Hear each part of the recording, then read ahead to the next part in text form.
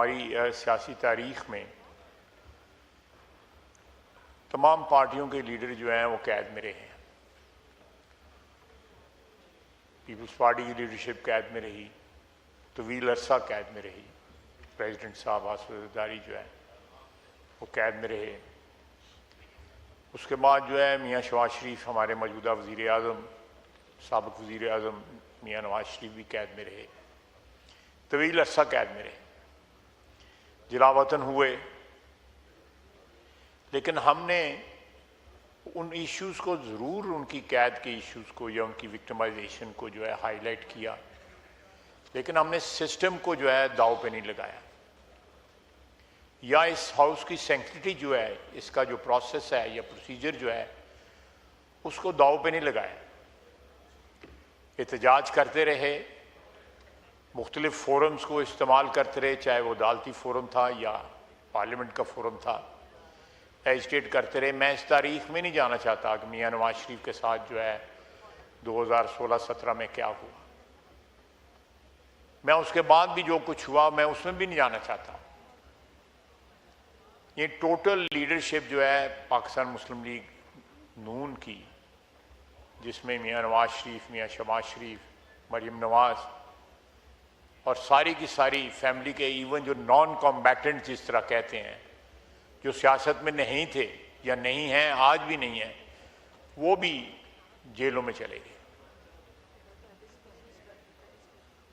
اس سارے ہاؤس کی پچھلے 2 سال, سوا 2 سال, جتنا بھی عرصہ گزر گیا ہے, کارروائی کا محور جو ہے پی ٹی آئی کے لیے وہ صرف اور صرف جو ان کا لیڈر ہے. کسی نیشنل ایشو پہ انہوں نے ڈیبیٹ میں کبھی حصہ نہیں لیا. کسی لیجسلیشن جو ہے, جو جس طرح کی بھی ہو, چاہے وہ اپوز کریں لیجسلیشن کو, اگر وہ اس سے ایگری نہیں کرتے ان کا حق ہے,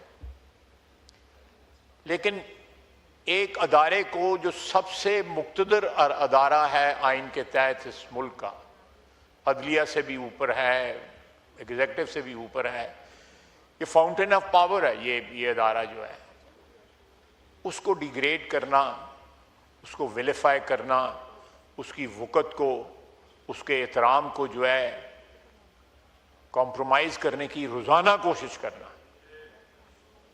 صرف ایک شخص کے لیے. جناب اسپیکر, آپ کو بھی پتہ ہے, مجھے بھی پتہ ہے, ساری دنیا کو پتہ ہے کہ انسان تو آنی جانی چیزیں ہیں. آج ہیں بڑے بڑے لیڈر جو ہیں, بڑے بڑے قداور لوگ جو ہیں, وہ دنیا سے چلے گئے. میں اپنے ملک کی بات کرتا ہوں.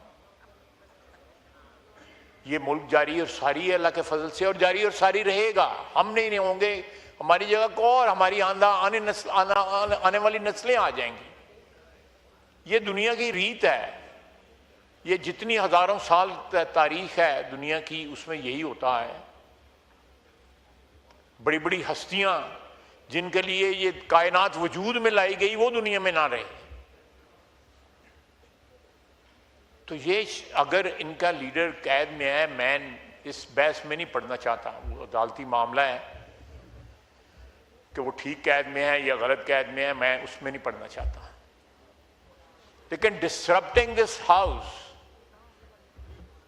the process of legislation, disrupting the process of whatever is being conducted in this house is, I think, the cost of میں کوشش کر رہا ہوں کہ میرے زبان سے کوئی ایسی بات نہ نکلے کہ جس سے زیادہ ویشیٹ ہوئے یا ماحول جو ہے. لیکن یہ رویہ درست نہیں ہے. یہ ان کے اپنے لیے, اپنی پارٹی کے لیے, اپنے لیڈر کے لیے ٹھیک ہے, ان کو کوئی ہدایات آتی ہیں, وہ ان ہدایات پہ عمل کرنے کی کوشش کرتے ہیں.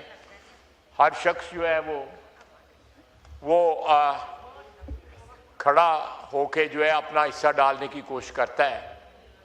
شاید ہو سکتا ہے ان ذہنی طور کے اوپر اس چیز کے ساتھ نہ ہو.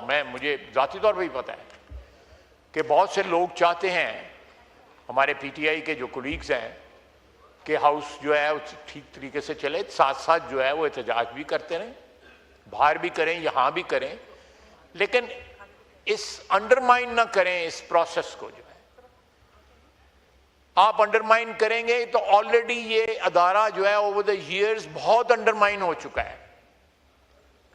اس کو بڑی کاری ضربیں لگائی گئی ہیں پچھلے 70 75 76 77 سال کے اندر. اس ادارے کو یہ ادارہ ریکور کرتا ہے اور یہ کاری ضربیں جو ہیں یہ ہماری طرف سے لگائی گئی ہیں.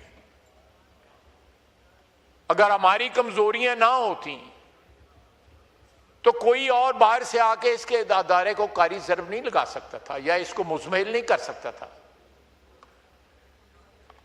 یہ اس کے لیے ہمیں انٹروسپیکشن کی ضرورت ہے. اپنا جو گریبان جو ہے اس کو اس کے اندر جھانکنے کی ضرورت ہے.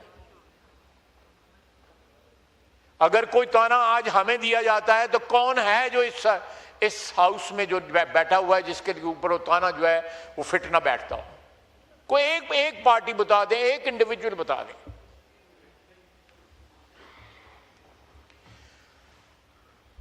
تو یہ سلسلہ بند ہونا چاہیے. وہ اپنے لیڈر کی رہائی کے لیے تمام فورمز پہ ضرور لڑتے رہیں, احتجاج کرتے رہیں, لیکن اس ہاؤس کی سینکٹیٹی کو اگر وہ ڈیمیج کریں گے تو نقصان ہم سب کا ہوگا. کسی ایک پارٹی کا یا کسی ایک فرد کا نقصان نہیں ہوگا, یہ کولیکٹیو نقصان ہوگا. اور اگر ہمیں اس ہاؤس کو اسٹرینتھ کرنا ہے, دینی ہے, اگر ہمیں کوئی شکوے شکایت ہیں یا میڈیا کو شکوے شکایت ہیں یا کسی اور لوگوں کو شکوے شکایت ہیں کہ یہ ہاؤس جو ہے اس کے پاس اسٹرینتھ نہیں رہی یا اوور دا ایئر یہ کمزور ہو گیا ہے, تو اسٹرینتھ ہم نے دینی ہے. ہم زیادہ مزمحل کریں گے تو جو تھوڑا بہت جو عزت آبرو رہ گئی ہے وہ بھی ملیا میٹ ہو جائے گی. تو آئی تھنک یہ بیسک ایک بڑی بنیادی رسپانسبلٹی ہے. یہاں پہ جتنے بھی ممبر بیٹھے ہوئے ہیں کسی پارٹی سے تعلق رکھتے ہوں, احتجاج ضرور کریں. آپ سے ٹائم مانگ لیں, 10-15 منٹ 20 منٹ جو ہے تقریریں کر لیں, اپنا رجسٹر کروا لیں.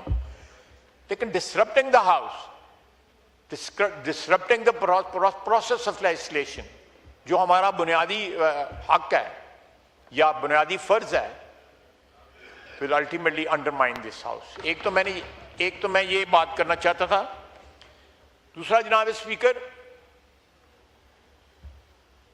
کشمیر کا مسئلہ جو ہے میں تھوڑا 10 5 6 7 منٹ لوں گا. جو مہاجرین ہیں انہوں نے قیمت ادا کی ہوئی ہے, پاکستان کی سرزمین پہ آنے کی قیمت ادا کی ہوئی ہے. میرے حلقے میں جموں کے مہاجرین ہیں 2.25 لاکھ جو ہے شہید ہوئے while crossing the border into Pakistan, یا اس کو آپ کنٹرول لائن کہہ لیں, جو بھی کہ اس کو کہہ لیں. اور 1 مہینے کے اندر توی اور چناب سرخ ہو گئے خون کے ساتھ جو ہے. آپ کہتے ہیں کہ ان لوگوں کو حق, آپ کہتے ہیں ان لوگوں سے ان کے ووٹ کا حق چھین لیا جائے. جو آزاد کشمیر میں لوگ بیٹھے ہیں ود آل ڈیو ریسپیکٹ, مجھے بڑا احترام ہے ان کا, وہ اپنے گھروں میں بیٹھے رہے.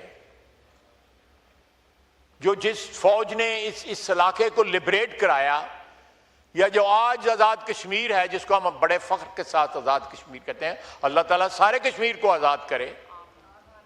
اس کے لیے سارے پاکستان نے قربانی دی ہوئی ہے, ہماری افواج نے قربانی دی ہے, جس میں کشمیری نہیں تھے صرف, اس میں تمام صوبوں کے لوگ تھے. یہاں 25 کروڑ پاکستانیوں کی سٹیکس ہیں کشمیر کے اندر,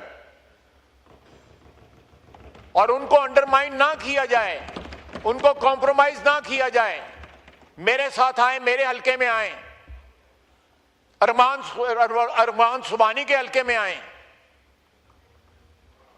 سیالکوٹ تحصیل جو ہے واحد ہے جہاں پہ تحصیل پوری کے اندر جو ہے ایک کشمیر کی سیٹ ہے,